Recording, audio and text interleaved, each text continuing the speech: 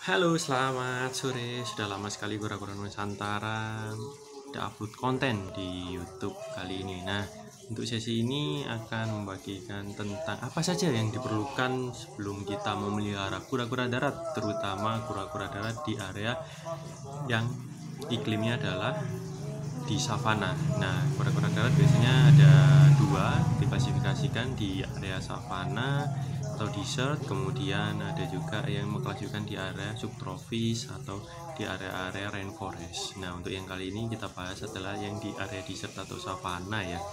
Nah, memang desert itu sebenarnya ada sendiri, cuman beberapa orang mengkategorikan sama, tapi untuk keepnya atau merawatnya itu sebenarnya jauh berbeda. Nah, kita sebut saja untuk kura-kura savana itu seperti di area Afrika, Sahel, Sudan sana itu seperti kura-kura sulcata, Indiana star, Boom star. Nah, iklimnya itu hampir sama. Nah, apa saja sih yang perlu disiapkan?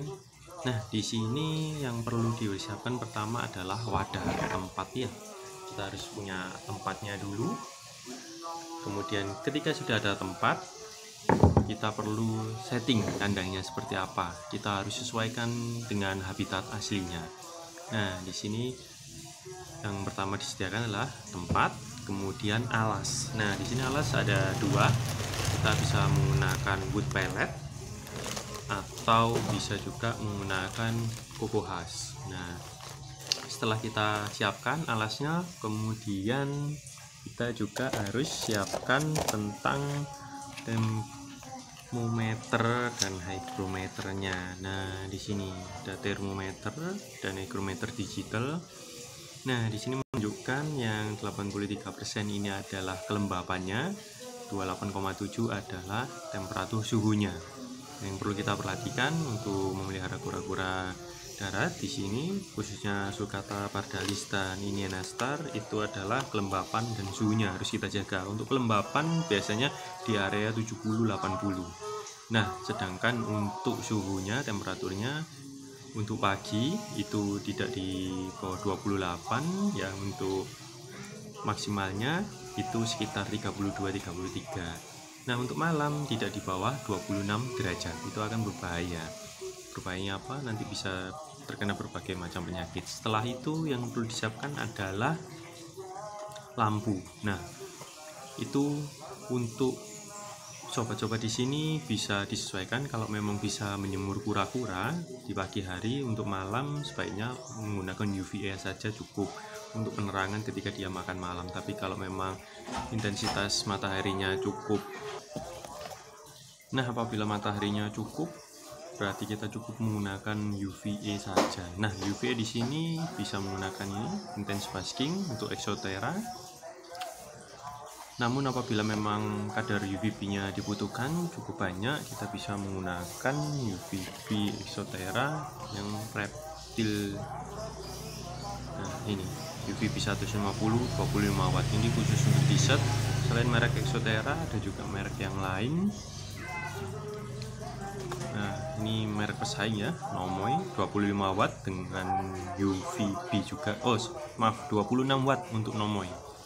Nah, di sini juga ada keterangan ya, khusus ada 26 watt UVB 5.0 untuk rainforest dan 26 yang 10.0 untuk desert tortoise. Nah, semua memang punya kegunaan masing-masing, jadi kalau membeli pastikan tidak salah. Nah, apabila cari yang lebih ramah di kantong, itu bisa teman-teman menggunakan untuk UVB Nomoi. Nah, ini modelnya lampunya cukup kecil ya di sini. Ini harganya cukup murah, namun apabila memang membutuhkan kapasitas UVA UVB yang cukup besar, nah bisa gunakan yang big di sini. Selain itu, jangan lupa siapkan feeding dish dan water dish untuk mereka bisa minum dan makan supaya tidak tercecer kotorannya. Oke. Saya rasa perkenalannya untuk alat-alat apa saja yang dibutuhkan cukup jelas sampai di sini. Nah, untuk step selanjutnya kita akan mulai untuk setting kandang tortoise-nya ya di sini. Oke. Nah, kita masuk ke step selanjutnya untuk pensettingan kandang tortoise. Nah, ini lebarnya sekitar 60-40 ya.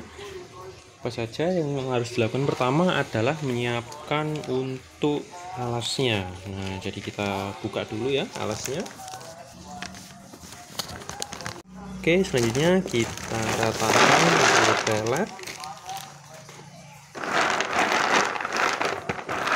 Semua sudah rata, kita ratakan, kemudian kita mulai pasang untuk interiornya itu. Nah, ini kita gunakan lampu ya untuk memasangnya. Oke, untuk teman-teman di sini bisa menggunakan lampu bebas, terserah sesuai dengan keinginan masing-masing ya. Nah, di sini kita bisa setting untuk lampu. Kemudian jangan lupa untuk memasang lampunya ya, fittingnya sudah terpasang, kemudian kita pasang untuk lampunya. Setelah itu kita pasang untuk water disknya, carikan tempat yang dia nyaman, nanti bisa minum.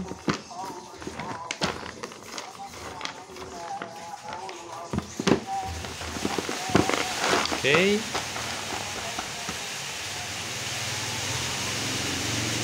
Oke, semua sudah mulai tertata ya nampak. Kemudian pasang hiding cave di area yang dia bisa capai. Kemudian pastikan tidak terkena cahaya karena ini untuk tempat dia istirahat sekaligus untuk bersembunyi ya.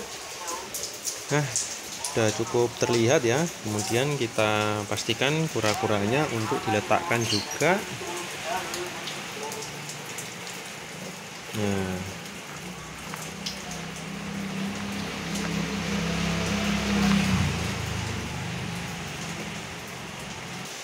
kemudian dalam kondisi situasi cuaca musim penghujan ini jangan lupa pastikan jika malam menggunakan lampu malam seperti ini ya, Exoterra yang night lamp untuk menjaga kehangatan, atau bisa menggunakan lampu keramik seperti Nomoi keramik ini.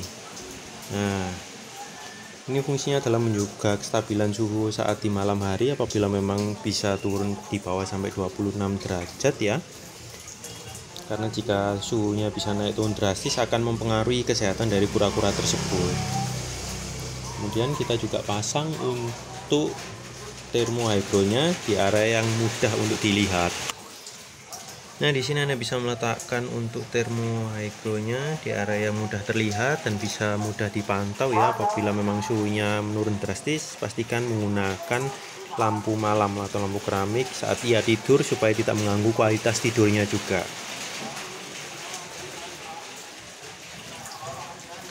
Kemudian pastikan secara rutin untuk mengecek bobot dari kura karena itu akan mempengaruhi seberapa banyak makanan yang dia makan dalam sehari-hari ya. Kita lihat untuk pardalis ini bobotnya berapa ya. Oke, sekitar segitu ya, 360-370. Setiap hari pastikan untuk mengecek. Apabila terjadi penurunan berat badan berarti terjadi masalah juga terhadap kura-kuranya. Nah, sobat, itu tadi dari apa yang kami sampaikan ya tentang setting kandang kura-kura darat untuk khususnya di sulcata, pardalis, star dan sejenisnya. Nah, kemudian jangan lupa untuk rutin menjaga kelembapannya dengan memberikan pelembab turto ya. Di sini saya biasanya menggunakan turto shell ya.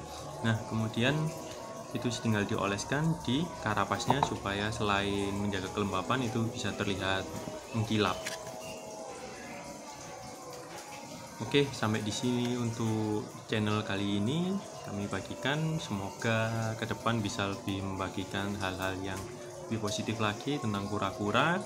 Jadi apabila memang di sini kalian merasa bermanfaat dan terbantu untuk apa yang kami sampaikan, bisa subscribe ya dan tinggalkan komen, akan pasti kami balas apabila memang ada yang perlu ditanyakan. Oke, terima kasih untuk sesi kali ini. Sampai jumpa di lain kesempatan.